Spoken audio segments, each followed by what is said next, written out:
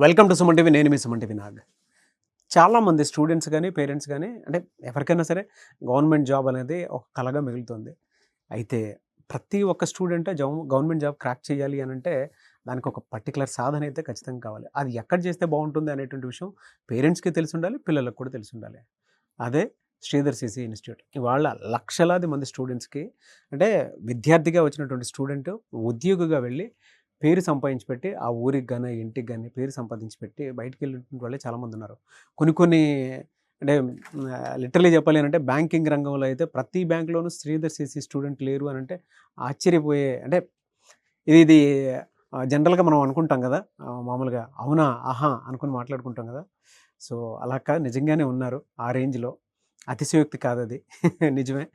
అలాంటి స్టూడెంట్సే అండ్ ఇంకా ఇవాళ ఒక బ్యాంకింగ్లోనే కాదు, ఎస్ఐ కానిస్టేబుల్ అటువంటి వాటిలో అండ్ ఎస్పెషల్లీ రైల్వే నోటిఫికేషన్లో వాళ్ళ పిల్లలు జాయిన్ అవ్వడానికి రెడీగా ఉన్నారు. కానీ ఒక చిన్న డైలమా ఉంది. ఆ డైలమా ఏంటంటే ఫర్దర్గా కూడా నోటిఫికేషన్స్ ఈ విధంగా ఉండేటువంటి అవకాశం ఉందా, లేదా ఇదంతా అపోహన?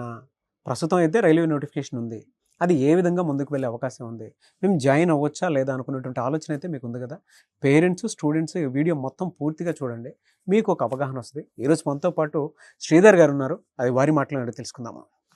నమస్కారం సార్. నమస్తే సార్, జనరల్గా ప్రతి స్టూడెంట్కి ఒక ఆలోచన ఉంటుందన్నమాట, డైలమా.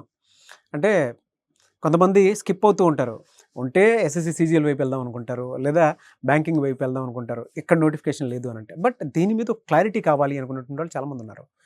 రైల్వే నోటిఫికేషన్స్ ఫర్దర్గా ఇప్పుడు ఉన్నట్టే ఫర్దర్గా ఉండే అవకాశం ఉంటుందా? డెఫినెట్గా అండి. ఇది యాక్చువల్గా అందరిలోనూ ఉంది అపోహే. అళ్ళలో కాదు, ఫ్రాంక్గా చెప్పాలంటే ఒక 3 సంవత్సరాల క్రితం వరకు నా దగ్గర కూడా ఉండేదండి. అంటే రైల్వే నోటిఫికేషను అనగానే మేము దాన్ని పంచవర్ష ప్రణాళిక అని పిలిచేవాళ్ళం. ఎట్లా అంటే 2 రకాల పంచవర్ష ప్రణాళికలు. నోటిఫికేషన్ వచ్చాక ఫైనల్ ఉద్యోగం రావడానికి 5 ఏళ్ళు పట్టేది. నోటిఫికేషన్ నుంచి నోటిఫికేషన్కి మళ్ళీ 5 ఏళ్ళు గ్యాప్ ఉండేదండి. అంటే దీని మూలన ఏమవుతుందంటే ఒక స్టూడెంట్ యూజువల్గా ఫస్ట్ అటెంప్ట్లో సక్సెస్ అయ్యేవాళ్ళు బాగానే ఉంటారండి. కానీ సక్సెస్ అవ్వని వాళ్ళు మళ్ళీ రాసేవాళ్ళు కూడా ఉంటారు. మళ్ళీ రాయాలి అంటే ఒక దాని మీద ఫోకస్ పెట్టి చదవాలి అంటే ఈ సంవత్సరం వచ్చినటువంటి నోటిఫికేషను మళ్ళీ వచ్చే సంవత్సరం వస్తుంది అనే నమ్మకం ఉంటేనే ఎక్కువ మంది పిల్లలు ఎగ్జామ్ రాయడానికి ఇష్టపడతారండి. అయితే ఇంతకుముందు అయితే మటుకు మీరు మాట్లాడింది, పేరెంట్స్ అనుకున్నది, నేను అనుకున్నది కరెక్టేనండి. కాకపోతే ఇది ఎప్పుడు మారింది అంటే ఈ సినారియో మారుతుంది అని చెప్పారండి. ఎప్పుడు చెప్పారు అంటే మొన్న జరిగినటువంటి లోక్సభ ఎలక్షన్స్కి ఒక 6 నెలల ముందు రైల్వే మినిస్టర్ గారు అశ్విని వైష్ణవ్ గారు పార్లమెంట్లో అనౌన్స్ చేశారండి, ఇక నుంచి ప్రతి సంవత్సరము నోటిఫికేషన్స్ క్యాలెండర్ ప్రకారం వస్తాయి అని చెప్పారు. చెప్పిన రోజున అందరూ నవ్వారండి. ఇది రాజకీయ నాయకులు ఏదో చెప్తారు అని.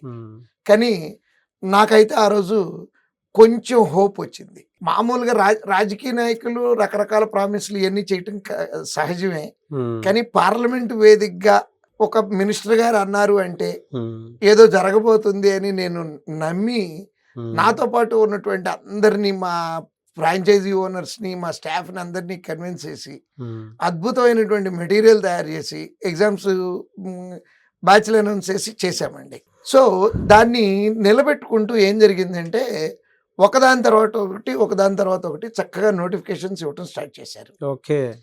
సో కొంతవరకు మాట మీద నిలబడ్డారని కొద్దిగా నమ్మటం మొదలుపెట్టారు. కానీ డౌట్ ఏంటంటే, కాకపోతే ఏం జరిగిందంటేనండి, ఆయన అనౌన్స్ చేసిన తర్వాత ఒక నోటిఫికేషన్ ఇచ్చారు, ఎలక్షన్ కోడ్ వచ్చేసింది.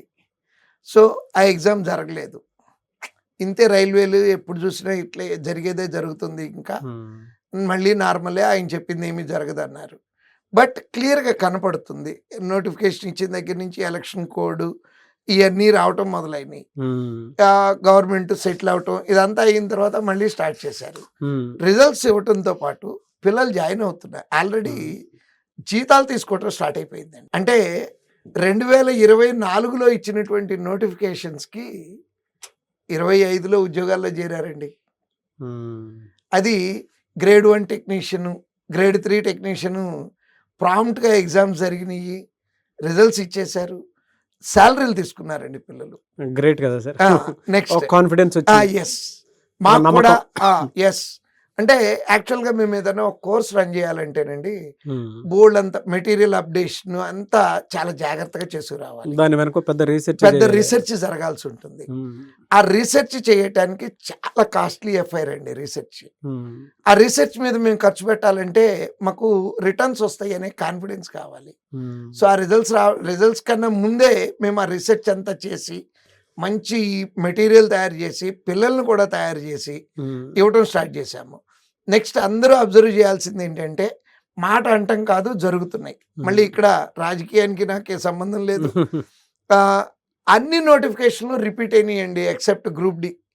అంటే ఏ టైం అంటే 24లో నోటిఫికేషన్లు ఇచ్చారు, 25లో వస్తాయా లేదా అనే క్వశ్చన్ మార్క్ వచ్చిందండి అందరికి. మొదటి సంవత్సరం ఇచ్చారులే అనుకున్నారు. But they stood on the words అండి.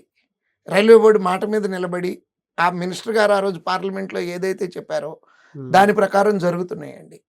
సో రెండో సంవత్సరం జరుగుతున్నాయి కాబట్టి స్టూడెంట్స్ పేరెంట్స్ కూడా దీన్ని బ్యాంకింగ్ సెక్టార్ని ఎలా అయితే నమ్ముతున్నారో, అంటే బ్యాంకింగ్ సెక్టార్కి ప్రతి సంవత్సరం జనవరిలో క్యాలెండర్ వస్తుందండి. అవును, ఏ నెలలో ఏ ఎగ్జామ్ నోటిఫికేషన్ వస్తుంది, ఏ నెలలో ఏ ఎగ్జామ్ జరుగుతుందని. అలానే మోర్ ఆర్ లెస్ అంటే ఎగ్జాక్ట్గా అంత యాక్యురేట్గా జరుగుతుందనే మాట నేను చెప్పలేను, కానీ బట్ ఇట్స్ హ్యాపెనింగ్. అంటే పాత చరిత్రలాగా కాకుండా ఇప్పుడు మాకైతే నేను కూడా పిల్లలకి కాన్ఫిడెన్స్ ఇస్తున్నాను. ఎస్ జరుగుతాయి. కోర్టులు కేసులు జరుగుతూ ఉన్నాయి. స్టిల్ వాటిలో నుంచి కూడా నోటిఫికేషన్ బయటికి తీసుకురాగలుగుతున్నారండి సెంట్రల్ గవర్నమెంట్ వాళ్ళు. అవును అవునండి. అంటే కమిట్మెంట్ ఉంది. నెక్స్ట్ కమిట్మెంట్ ఒకటే కాదండి, రిక్వైర్మెంట్ కూడా ఉందండి. అంటే రైల్వేలో షార్టేజ్ అండి, ఎంప్లాయీ షార్టేజ్. కరెక్ట్గా చెప్పాలంటే సో నోటిఫికేషన్స్ అన్ని భర్తీ చేయాలంటే చేయాల్సిన అవసరం రైల్వే బోర్డుకు కూడా ఉందండి. ఓకే, రైల్వే బోర్డుకు కూడా ఉందండి. అంటే కొంతమంది ఏమంటున్నారంటే అవుట్ సోర్స్ చేస్తున్నారు కదండి, అన్ని ఉద్యోగాలు అవుట్ సోర్సింగ్ చేయలేరు. క్యాటరింగ్ అవుట్ సోర్స్ చేయగలరు కానీ ట్రైన్ ఏఎల్పిని అవుట్ సోర్సింగ్ చేయలేరండి, గార్డెన్ అవుట్ సోర్సింగ్ చేయలేరండి. ఇట్లా చాలా ఫీల్డ్లు అవుట్ సోర్స్ చేయడానికి ఎట్టి పరిస్థితుల్లోనూ వీలు పడదండి. సో నోటిఫికేషన్లు వస్తాయి. ఇంకోటి ఏంటంటే నాకు కనపడింది, అంటే నా 30 సంవత్సరాల ఎక్స్పీరియన్స్ బట్టి నాకేం అర్థమవుతుందంటే నోటిఫికేషన్స్ లాస్ట్ ఇయర్ కన్నా ఇంకొంచెం స్పీడ్గా వస్తున్నాయి. ఎగ్జామ్స్ కూడా ఇంకొంచెం స్పీడ్గా జరిగి లాస్ట్ ఇయర్ సంవత్సరంన్నర పట్టినటువంటి ప్రాసెస్ ఏదైతే ఉందో అది ఈ సంవత్సరం నోటిఫికేషన్స్కి 1 ఇయర్లోనే కంప్లీట్ అవుతుంది అనేది నేను ఎక్స్పెక్ట్ చేస్తున్నానండి.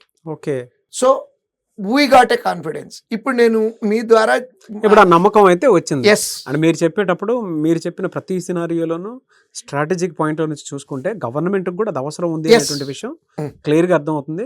అండ్ ఇది సిస్టమేటిక్గా జరిగే అవకాశం ఉంది కాబట్టి ఉన్న అవకాశాన్ని మాత్రం మీరు చెడగొట్టుకోవద్దు. ఎగ్జామ్స్ కొంచెం లేట్ అయినా ఇది మాత్రం రెగ్యులర్గా నోటిఫికేషన్స్ ఉంటుంది అనేటువంటి విషయం మాత్రం ఒక కన్క్లూషన్కి రండి. అంతే ఓవరాల్గా అది పేరెంట్స్ అయినా సరే పిల్లలైనా సరే. ఎలా సార్ అంటే మీ బ్రాంచెస్ ఎక్కడెక్కడ ఉన్నాయి, మిమ్మల్ని ఏ విధంగా అప్రోచ్ మాకు విశాఖపట్నం, రాజమండ్రి, ఏలూరు, విజయవాడ, గుంటూరు, ఆల్మోస్ట్ మొత్తం స్టేట్ ఈ ఏపీలో అయితే ఆల్మోస్ట్ అన్ని డిస్ట్రిక్ట్స్లోనూ ఓల్డ్ డిస్ట్రిక్ట్స్ అన్నిట్లోనూ ఉన్నాయండి. అనంతపూర్ వరకు ఉన్నాయి. అంటే నెల్లూరు ఉంది, తిరుపతి, నెక్స్ట్ కర్నూలు, అనంతపూర్. తెలంగాణలో వచ్చేటప్పటికి హైదరాబాద్లో ఉన్నామండి. నెక్స్ట్ త్వరలో కరీంనగర్ స్టార్ట్ చేయబోతున్నాము. వెరీ గుడ్ అండి. సూన్ అంటే అక్కడి నుంచి బాగా రిక్వెస్ట్లు అండి. ఎట్లా అంటే మేము ఏ వీడియో పోస్ట్ చేసినా అన్న కరీంనగర్లో చదువుకునే పిల్లలు చాలామంది ఉన్నాము, రెండన్నా అనుకుంటూ దాన్ని దృష్టిలో పెట్టుకొని సర్వే చేస్తే poorest of the poor people ఉన్నారనేది అర్థమైందండి.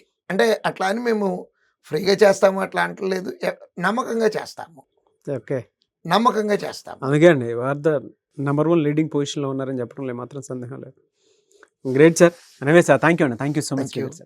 చూసారు కదా వీడియో. ఈ వీడియోపై మీ అభిప్రాయం కమెంట్ బాక్స్లో పోస్ట్ చేయండి. ఫర్దర్గా మీకు కనుక ఏదైనా డౌట్స్ ఉన్నాయి అని అంటే శ్రీధర్ గారి చేత అది వీడియో రూపంలో తెలుసుకోవాలి అనుకునేటువంటి వాళ్ళు కింద కామెంట్ బాక్స్లో మీ డౌట్స్ ఏవైతే ఉంటాయో వాటిని పోస్ట్ చేయండి. ఖచ్చితంగా వాటి మీద మేము వీడియోస్ చేయడం జరుగుతుంది. ఈ వీడియో లైక్ చేయండి, షేర్ మాత్రం తప్పకుండా చేయండి. ఇలాంటి మరిన్ని వీడియోస్ కోసం మా ఛానల్ ఫాలో అవ్వండి. Thank you. అండ్ దాంతోపాటు గవర్నమెంట్ జాబ్ కనుక మీకు కల అయితే ఖచ్చితంగా శ్రీధర్ CCలో జాయిన్ అవ్వండి.